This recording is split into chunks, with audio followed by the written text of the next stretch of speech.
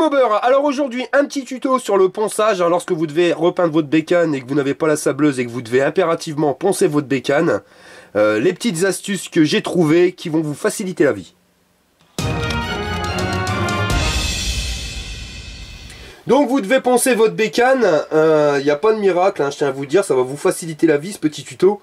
Mais vous allez quand même attraper un bras à la Popeye, hein, parce qu'il n'y a pas de miracle, c'est à l'huile de coude que vous allez y arriver.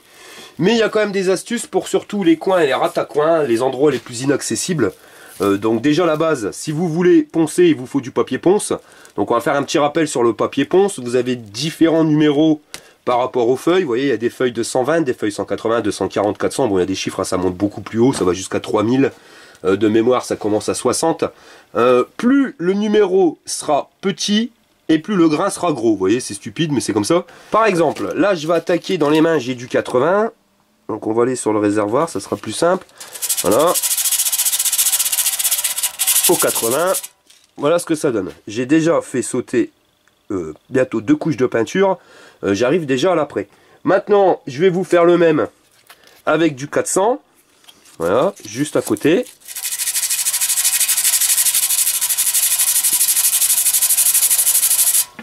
Et voilà. Donc vous voyez, on n'a pas le même grain. L'avantage avec ceci, c'est que ça sera beaucoup plus fin. C'est-à-dire que quand vous poncez, il faudra toujours commencer avec le grain le plus gros. Vous voyez, pour finir avec le grain le plus petit. Histoire de dire de lisser au maximum votre peinture.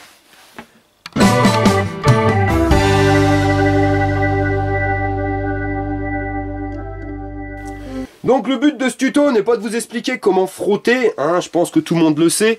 Le réservoir, vous prenez le papier ponce, vous frottez, c'est très simple. Mais c'est surtout de vous montrer les petites astuces que j'ai trouvées pour éviter de galérer, de vous bousiller les doigts.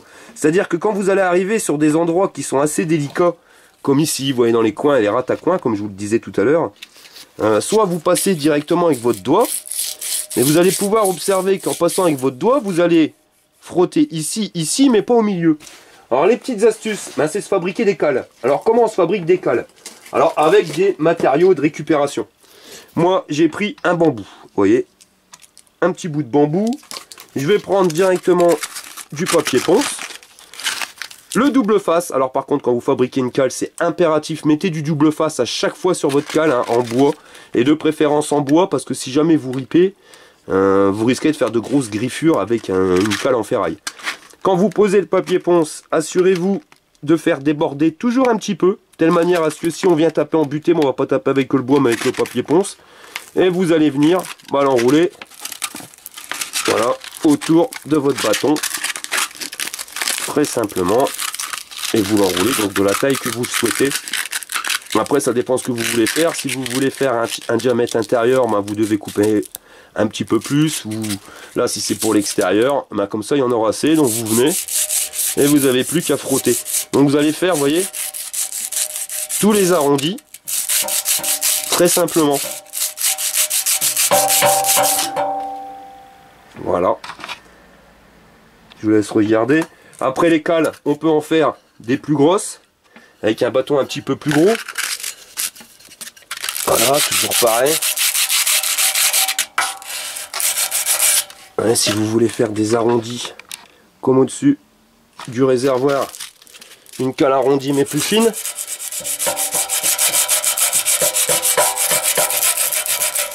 Voilà, et ouais, on a déjà attaqué ça. Alors qu'avec votre doigt, ça va être beaucoup plus galère. Vous avez des endroits aussi qui sont inaccessibles. Comme ici. Pareil. Ouais.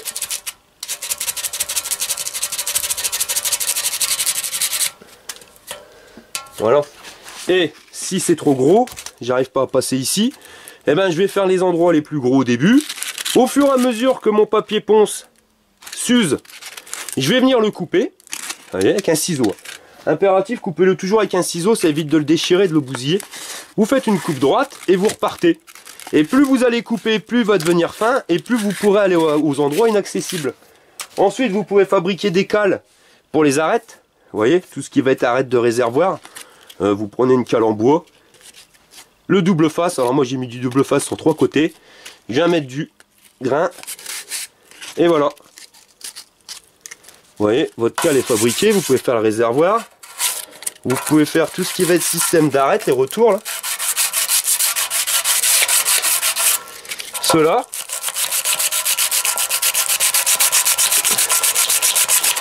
Vous voyez, ça va aller beaucoup plus facilement. Quand vous le faites à la main, vous faites un coup ici, un coup là, là vous pouvez faire les deux d'un coup. Quand c'est encore plus petit, vous pouvez prendre des bouts de bois encore plus petits. On va pouvoir passer un peu partout.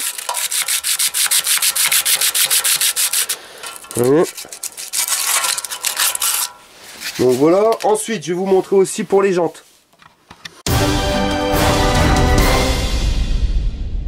Lorsque vous devez poncer une jante, vous mettez un axe sur un étau. Voilà, donc là il manque un roulement, elle bouge. Mais sinon, vous voyez, c'est bien stable et ça ne bouge plus. Lorsque vous avez des arrondis, vraiment des arrondis de fou, vous voyez, l'histoire du bambou, ou pareil, de la cale ronde, fonctionne super bien. Voilà, hop, c'est poncé, vous voyez. Pareil pour au-dessus, donc pour au-dessus, mais je vais attendre qu'ils soient un peu usés pour qu'ils soient plus fins, pour qu'ils puissent bien venir ici. Donc à l'intérieur de la jante. Bon, la jante est morte, si je la ponce, c'est vraiment pour le tuto. Et vous voyez, donc déjà en étant gros, on arrive quasiment à voir l'intégralité. Une fois qu'il sera un petit peu plus fin, et honnêtement, maintenant, vous faites toujours les parties les plus grosses au début, et ensuite vous finissez par les parties les plus fines. Ce qui peut être intéressant aussi, c'est pour les trous, vous voyez, ça. Donc lorsque vous aviez des trous à poncer, c'était la galère. Là, regardez, tout simplement. Hop, on y va. Et en 2-2, vous avez poncé votre jante. Vous voyez les angles, mais vraiment les coins où on ne pouvait pas passer. Maintenant, on passe partout. Bon, je vais pas me faire l'intégralité de la jante. Mais bon, il y a quand même des endroits pareils ici, vous voyez. Hop, vous passez. Tous les arrondis, vous allez les faire sans problème.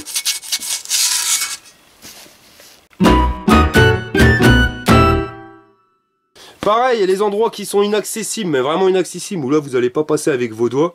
Vous voyez, sur une jante, c'est pareil. Alors là j'aime bien, c'est aussi un petit bout de câble électrique, un conducteur, vous voyez, en cuivre. Vous le prenez, toujours pareil, double face, on vient enrouler du papier ponce autour. Donc après, il faut gérer la longueur du papier ponce en fonction de l'épaisseur qu'on veut avoir. Et là, voilà.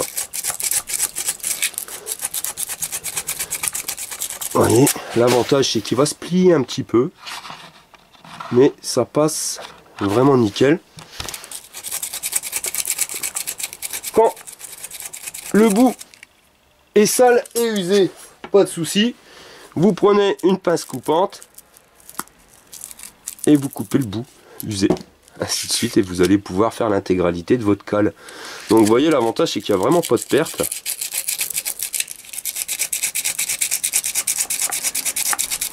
Et voilà.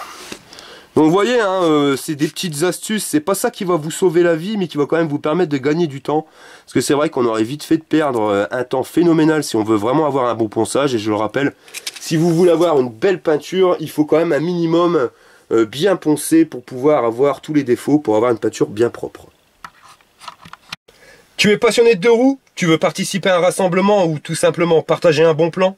Rejoins-nous sur Facebook, le Mobber.